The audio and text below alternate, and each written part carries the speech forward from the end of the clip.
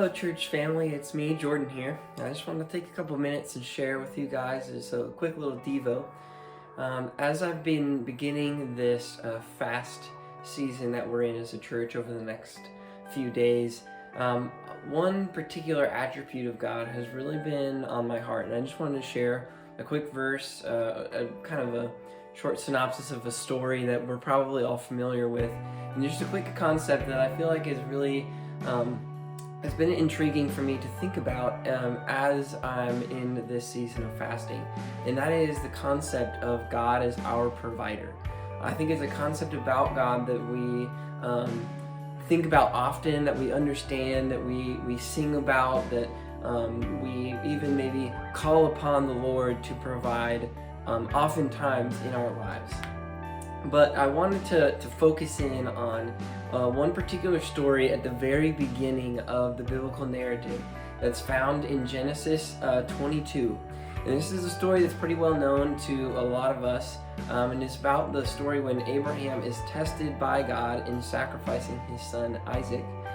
And as they're going up on the hill together to set up the place for the sacrifice, Isaac asks his dad, "We have wood and we have fire and we got the supplies, but like, where's the sacrifice?" And Abraham says something really interesting. He says, "I know the Lord is going to provide." So he doesn't really answer because he knows that God's asking him to sacrifice his son. That would be weird for him to say, "We're sacrificing you." But at the same time, there was a confidence I think that Abraham had in Yahweh that he was going to provide because of the promise that he had made over Isaac's life. And so he makes this statement, and then as we know the story goes, he goes to sacrifice Isaac, and he sees a ram in the thicket, and that becomes the sacrifice. And so God did indeed provide. So when I was looking up this verse, one of the things that I found that was really interesting is that the word provide in the Hebrew is actually ra'ah. And what it really means is to see. It's the verb in Hebrew to see. So I was thinking about that, and I'm like, well, that's weird because it's saying that the Lord will see, or how does that fit in with this text, and how did they translate it provide of all things?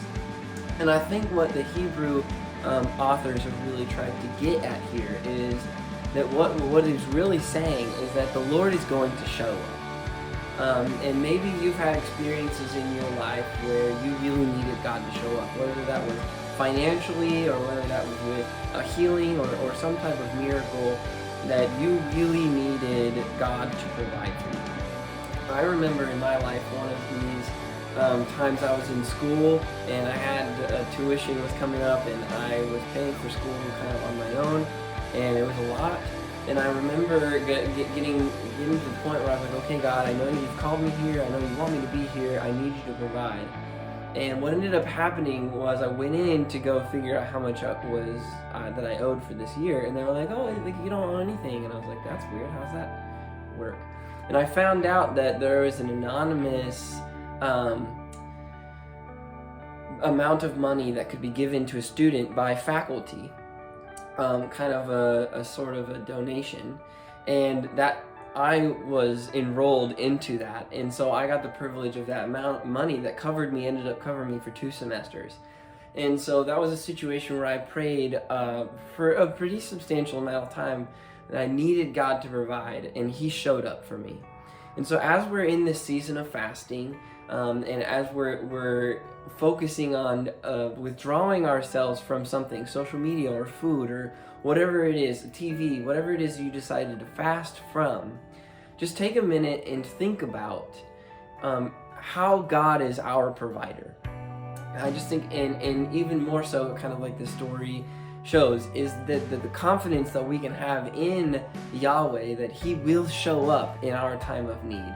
There's so many scriptures that talk about this, and I just wanted to take a second and share with you guys just a quick thought to ponder as you're in this season of fasting together as a church, that God is going to show up for your needs. What are the needs that you need Him to show up for today?